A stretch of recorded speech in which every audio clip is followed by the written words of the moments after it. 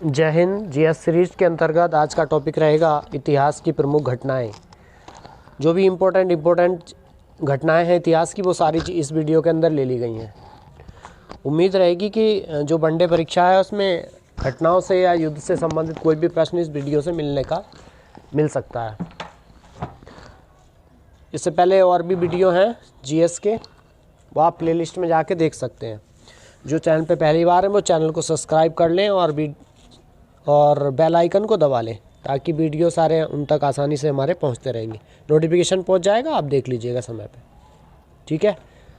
और diary pen ले लीजिए और नोट कर लीजिए, और नहीं नोट करना चाहते तो 2-3 बार सुन लीजिए, ऑडियो में है तो तैयार हो जाएगी सारी चीज़ें, ठीक। तो ध्यान से सुनते रहिए। सबसे पहला बिंदु रहेगा, भारत में आर्य किस वर्ष आए थे, है ना। भारत में आर्यों का आगमन, तो भारत में आर्य आए थे 1500 BC के आसपास। BCE का मतलब होता है बिफोर कॉमन एरा, है ना। भारत में जो आर्य थे वो 1500 ईसा पूर्व भारत में आए थे। आर्यों के बारे में जानकारी है, कभी बात करेंगे, ठीक है। बस अभी आप इतना ध्यान रखिए कि क्वेश्चन पूछा जाएगा भारत में आर्य किस वर्ष आए थे, तो 1500 BC में। ऋग्वैदिक काल का समय तो 1500 से 1000 BC, ये ध्यान रखिए। उसके बाद उत्तर वैदिक काल, चूँकि वैदिक काल को 2 भागों में बांटते हैं, ऋग्वैदिक और उत्तर वैदिक। 1500 से 1000 का जो है वो ऋग्वैदिक है, और 1000 BC से 600 BC का जो उत्तर वैदिक है।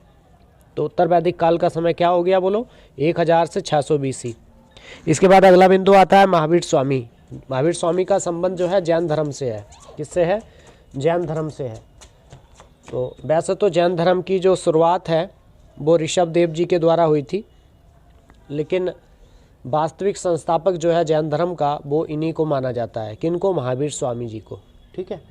तो महावीर स्वामी जी के बारे में सवाल पूछता है कि इनका जन्म किस वर्ष हुआ था, तो 540 BC।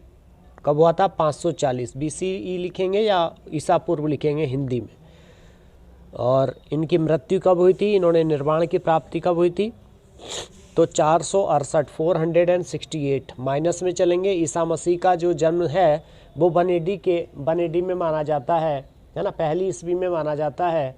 1 AD में, एनो डोमिनी AD की फुल फॉर्म होती है। तो 1 ईस्वी से जो पहले का समय है वो सारा BCE आता है, ईसा मसीह के जन्म से पहले। तो इसलिए हम माइनस में चलेंगे ईसा मसीह के जन्म तक।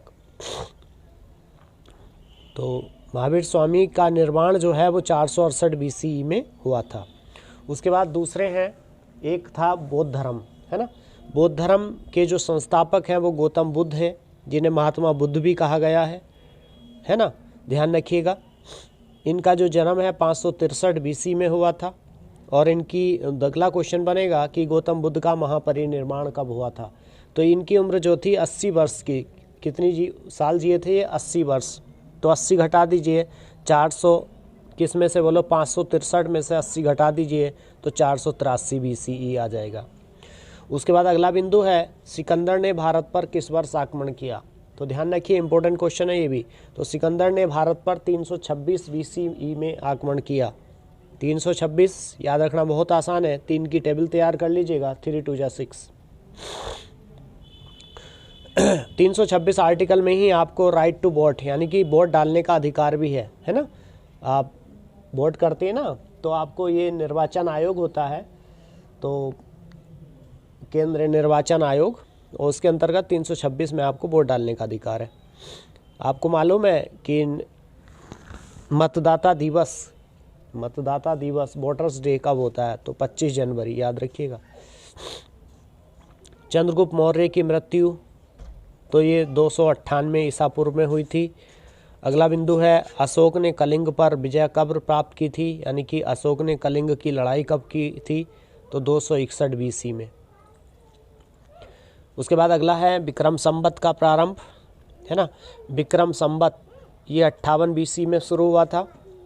और दूसरा संवत है शक संवत, ये 78 ईस्वी में शुरू हुआ था। कब शुरू हुआ था? 78 ईस्वी में। विक्रम संवत के बारे में कोई विशेष जानकारी नहीं है इतिहास में कि विक्रम संवत की शुरुआत जो है किस व्यक्ति ने की थी। बस इतनी सी जानकारी है कि विक्रम संवत की शुरुआत करने वाला व्यक्ति ने सबसे पहले सबसे पहला ऐसा राजा था जिसने विक्रमादित्य की उपाधि धारण करी थी, है ना। और आप में से कोई बता सकता है कि अंतिम राजा कौन था जिसने विक्रमादित्य की उपाधि धारण करी थी, है ना। अंतिम राजा का नाम बताइए कमेंट बॉक्स में जिसने विक्रमादित्य की उपाधि धारण करी थी। अगला है शक संवत 78 ईस्वी में शुरू हुआ था। 78 और शक संवत की शुरुआत कनिष्क के द्वारा हुई थी।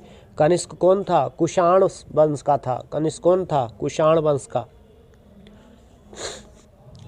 इन्होंने ही सर्वाधिक शुद्ध सोने के सिक्के चलवाए थे। किसने? बोलो।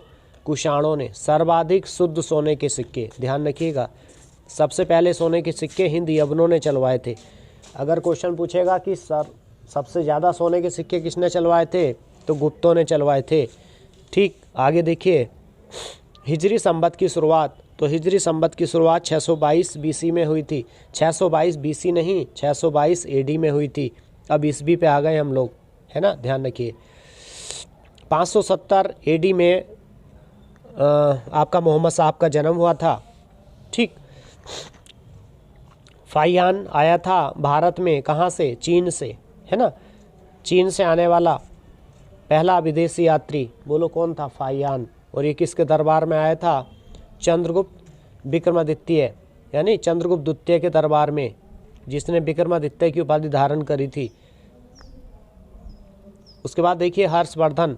हर्षवर्धन का जो शासनकाल है वर्धन वंश का, वर्धन वंश हुआ था, उसमें से हर्षवर्धन भी एक सर्वाधिक प्रतापी राजा हुआ। और इनकी जो राजधानियाँ थी वो दो थी, एक कन्नौज में और एक थानेश्वर में, ध्यान रखिएगा दोनों।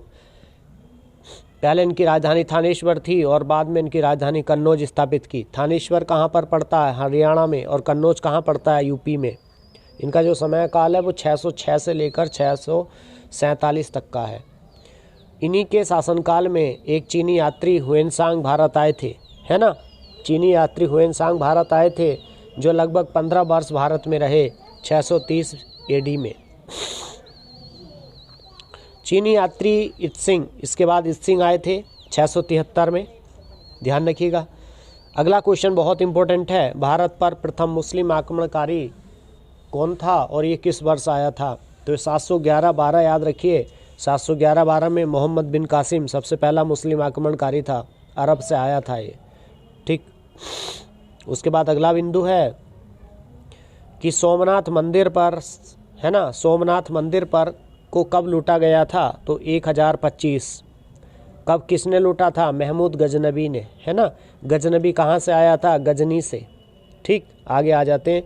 सबसे पहला तुर्की आक्रमणकारी था महमूद गजनबी, इसका नाम, इसका बारे में ध्यान रखिएगा। सन 1000 और 1001 में भारत में आक्रमण किया था इसने। उसके बाद अगला बिंदु है तराइन का प्रथम युद्ध। तो तराइन का प्रथम युद्ध कहाँ हुआ था? 1191 में।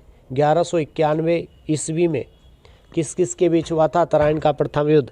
तो पृथ्वीराज चौहान, है ना, और किसके बीच? बोलो। मोहम्मद गोरी। मोहम्मद गोरी दूसरा तुर्की आक्रमणकारी था जिसने भारत पर आक्रमण किया था। उसके बाद दूसरा वाला, प्रथम जो तराइन का युद्ध था उसमें पृथ्वीराज चौहान की जीत हुई थी और दूसरे वाले युद्ध में तराइन के 1192 में पृथ्वीराज चौहान की हार हुई थी। ठीक, आगे देखिए गुलाम वंश की स्थापना। गुलाम वंश की स्थापना सन 1206 में किसने करी थी? कुतुबुद्दीन ऐबक ने, है ना, याद रहेगा ना। 1206 में गुलाम वंश की स्थापना कुतुबुद्दीन ऐबक के द्वारा की गई थी। गुलाम वंश यानी कुतुबुद्दीन मामलुक वंश का था, इसी कारण इस वंश को मामलुक वंश भी कहते हैं। ठीक है, चूँकि गुलाम जो कुतुबुद्दीन ऐबक था ये गुलाम था, ठीक है, इसलिए इस वंश को गुलाम वंश कह दिया, जबकि ये गलत है ना। चूँकि इस वंश के अंदर यानी कि सल्तनत में सारे लोग गुलाम नहीं थे, ये नाम देना इसको गुलाम वंश ये गलत है। ठीक है, लेकिन चूँकि हमें इतिहास की घटनाओं के सार के रूप में हम इसको पढ़ रहे हैं तो ये हमें पढ़ना ही पड़ेगा इसी तरह से। ठीक है, शुरू के लोग ही गुलाम हुए, बाकी बाद के लोग गुलाम नहीं हुए हैं। ठीक, तो ध्यान रखिए गुलाम वंश की स्थापना सन 1206 में हुई थी। उसके बाद एक यात्री आया था मोरक्को से, है ना। मोरक्को कहाँ पड़ता है? अफ्रीका महाद्वीप में। तो इसका नाम था इब्न बतूता और ये आया था 1333 ईस्वी में। कब आया था? बोलो। 1333 ईस्वी में। ये भी इम्पोर्टेंट है। और बाकी और चीज़ें बाद में अगले वीडियो में मिलेंगी आपको, है ना, नहीं तो वीडियो लंबा हो जाएगा। हम चाहते हैं कि छोटा छोटा करके आप सुनते रहिए, कई चीज़ों को तैयार करते रहिएगा, है ना। उम्मीद है चीज़ें समझ में आई होंगी और आगे भी इसी तरह के वीडियो आपको मिलते रहेंगे। जल्दी यूपी सीरीज़ शुरू होने जा रही है। मुहिम ध्यान रखिए चैनल की, इस परिवार की मुहिम है, एक पौधा अपने जन्मदिन पर अवश्य रोपिए, ठीक है, ताकि इस पृथ्वी पर पौधों की कमी ना होने पाए। चूँकि कमी तो हो ही चुकी है और ज़्यादा कमी ना होने पाए, है ना, नहीं तो जीवन क्या हो जाएगा, जीवन बड़ा दुर्भर हो जाएगा इसमें। ठीक है, मिलते हैं नेक्स्ट वीडियो में। Thank you very much. Video को लाइक एंड शेयर कर दें।